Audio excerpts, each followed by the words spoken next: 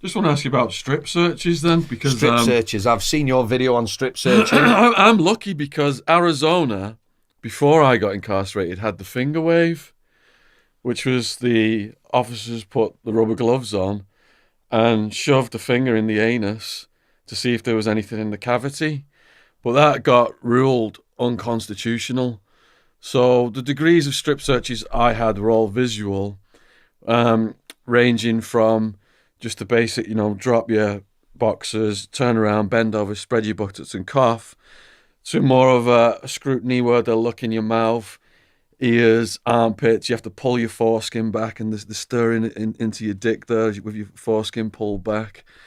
What is the routine in the UK system? Right, you're not going to hold me to this, are they? We don't want people like writing in and say he's missed this out and shit like that. Right, I'll tell you roughly. There's two levels of search, and then there's strip search. Two levels of search. There's a basic search, which is a pat down. So arms, back, check the belt. And they're clothed. They're clothed. If they're going off to work, making sure they're not taking anything off the wing. Or stealing food from the kitchen, stuff like that. Yeah, I've seen loaves of bread that big on the wing, so obviously that don't work too well, does it? Anyway, moving swiftly on. So, there's a basic rub-down search. Again, at audit times, if you've got auditors in the jail, it was all done properly. Some of the time you'd see people go, next, that sort of thing. Let's get to the strip searching, right?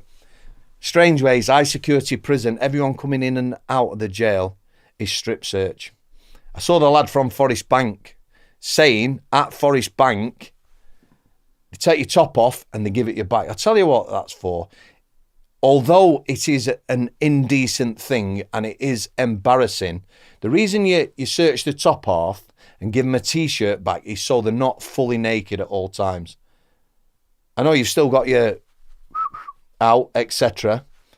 But also, let's look back. I took no pleasure from strip searching people. If I was working overtime in reception, you knew you would be willy watching, right? You're good at reception, you'd help the desk officer, and every prisoner, the ones you knew, new ones, tramps off the street, people who've been in police cells for 3 days would all be... Now you're starting to think now, aren't you? Not that pleasant. You go in, Shaun, and you had a routine. Me, I would take the lead. You try and make it, or not pleasant, that's the wrong word, but you try and do it with as least embarrassment to the person you're doing to as possible. Yeah? Like I said, somebody who's been in police cells for 3 days would stink. They drop the boxes, you would obviously have gloves on, they'd have had the same underwear for a week, this sort of thing. You can imagine, can't you, mate? Plus you get people off the street, people who were lived on the street. The changing rooms by the end of the night would be stinking. But like I say, you do it with as much humanity as you possibly could. Not pleasant, but it was part of the routine. As far as... What is the actual routine? Well, I'm going to tell you, we would get them to take the T-shirt off. Yep. You can look in the mouth, ears, hair. You can do all that if you want. Take the T-shirt off, arms up, so you can check on the armpits, turn round. Then you give them the T-shirt back. Yeah? Tracky bottoms off. I'm not going to do it. It's too much of a mouthful. Everyone would have the same thing with the socks. You'd tell them, don't flick your socks. Take your socks off slowly. Turn them inside out. No flicking. What does everyone do? Flick. That's that. You get them to put them down. Yeah? I would then get them to take the boxes off. Give them, yeah? Most of them may get older nuts. That's fine. You can see if there's anything there. Get them to turn round, show them the soles of your feet, yeah, boom, job done. You be out there as quick as possible, let them get dressed. There's no spreading of the cheeks and you squatting down having a look. Right, you could use a squat. You wouldn't do it in reception with people. You're certainly not looking in foreskin or any of that. Yeah. But you could get someone to squat, but it was like, it used to be, like in Strangeways, dedicated search team, they're specialists, they live and die for searching, would get someone to squat if they suspected something was there, yeah? Yeah. But more so with the human rights and things, they're moving away from that, that sort of thing. A lady wrote to me while I was in prison, her brother was in prison in Japan, and she said in Japan, they have glass rods that they stick up the anus to see if there's anything in there, and you got to go through that.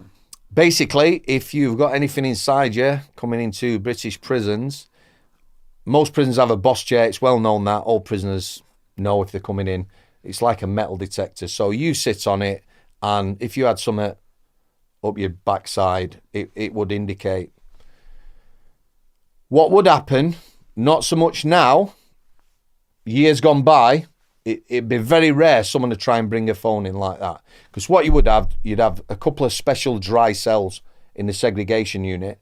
So if you come in and you indicated you had a phone, we put you in a dry cell.